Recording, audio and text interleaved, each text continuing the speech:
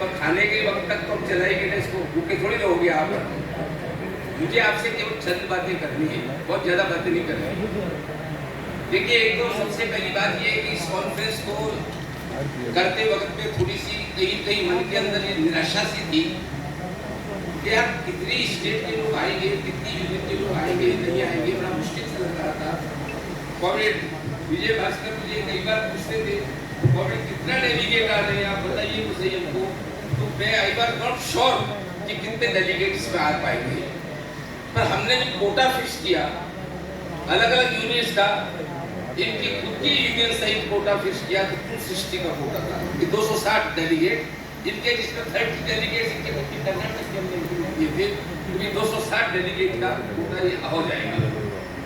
तो मैं ये कह सकता हूँ कि जो कोटा तय करते हैं 100% तो कभी पूरा नहीं होता, कुछ ज्यादा हो जाता है, कुछ कम हो जाता है, पर ये निश्चित रूप से 240 से ऊपर पहुंच गया। तो मान के चलिए वो सफल सम्मेलन था।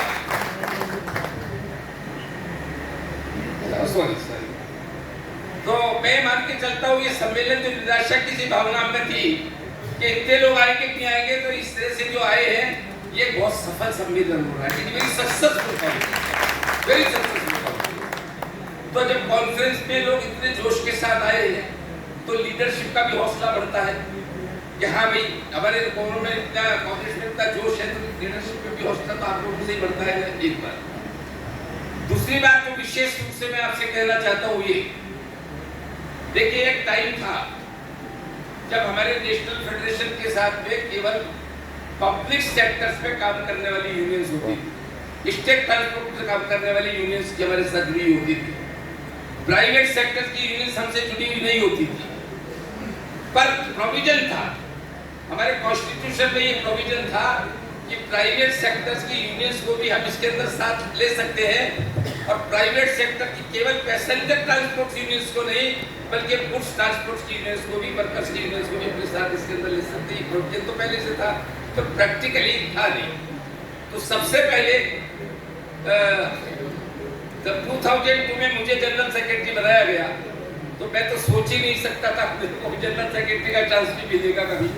तो 2002 में जब जयपुर में कॉन्फ्रेंस हुई उसके बाद पहली बार अगर कोई प्राइवेट सेक्टर की यूनियन से जुड़ी हो, पंजाब की यूनियन थी, पंजाब की यूनियन थी, तो उनके जनरल सेक्रेटरी को आए हुए भी है यहाँ, वेरी जी जनरल सेक्रेटरी है, नाम क्या नाम उनका, जब है नहीं यहाँ खड़े करिए नहीं उनको कभी कहा,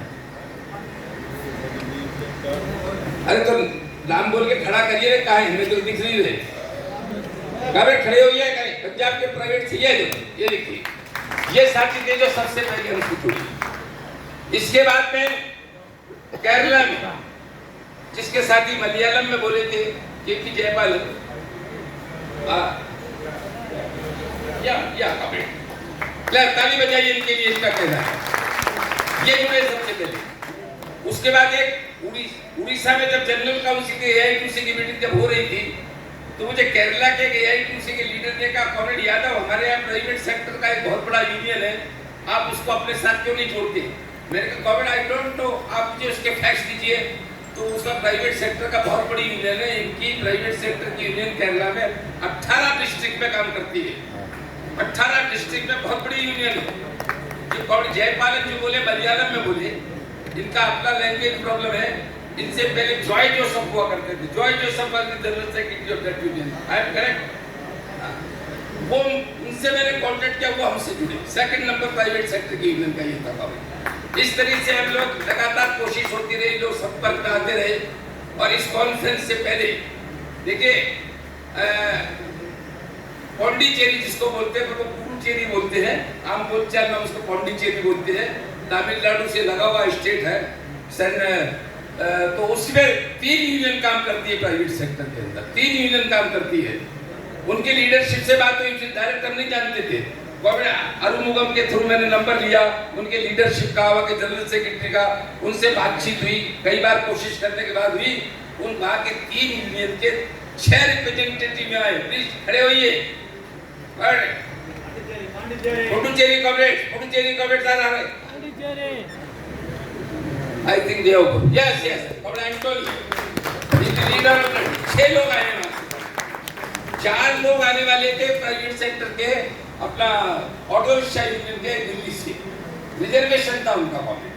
अनफॉर्चुनेटली उनके लीडर की भाई की डेथ हो गई, इसलिए उनको अपना कैंसिल कराना पड़ा, वो ये आ नहीं चाहिए। इसलिए आसाम के अंदर हमारे साथ प्राइवेट सेक्टर की यूनियन जुड़ी, उनके 2 या 3 रिप्रेजेंटेटिव्स कॉन्फ्रेंस के अंदर आए हैं कॉमेंट। आप सबसे बड़ा यूनियन एक हमसे और जुड़ा। 2023 में जब जनरल काउंसिल की मीटिंग तमिलनाडु में हो रही थी, तो मुझे रेफरेंस मिला कौन Venkatesham, he is also the member of General Council of AITUC also, ये सब बड़ा यूनियन है वहाँ का। उनसे बात हुई, मैं कहा कमेंट हम आपसे जुड़ेंगे, और वो इस कॉन्फ्रेंस में आए, बोल के गए। और आप बोले तो उनके बोलने में आपने बात सुनी, क्या कहा हमने? हम आपका नेशनल फेडरेशन की, हम जनरल का आपकी वर्किंग कमेटी की मीटिंग कराने को तैयार है। ये गेव दी ऑफर। तो आप देखिए इस तरह से प्राइवेट सेक्टर भी हमारे साथ जुड़ता चला जा रहा है। मैं ये कहना चाहता हूँ उसके साथ का और भी हमसे लोग जुड़े हैं। अकेले हम पब्लिक सेक्टर के लोग इस लड़ाई को बहुत ज्यादा आगे नहीं बढ़ा सकते। हम बहुत लड़ाइयां लड़ने के बाद भी हम प्राइवेटाइजेशन को रोक नहीं पा रहे हैं। प्राइवेटाइजेशन बढ़ रहा है और हमारे नए रिक्रूटमेंट नहीं हो रहे, नई बसें नहीं आ रही हैं, तो एक तरह से प्राइवेटाइजेशन ही हो रहा है पब्लिक सेक्टर के अंदर। तो धीरे धीरे प्राइवेट सेक्टर बढ़ रहा है। अब हम प्राइवेट सेक्टर के लोगों को अगर इग्नोर कर देंगे तो कल हमारी लड़ाई तो कमजोर पड़ जाएगी।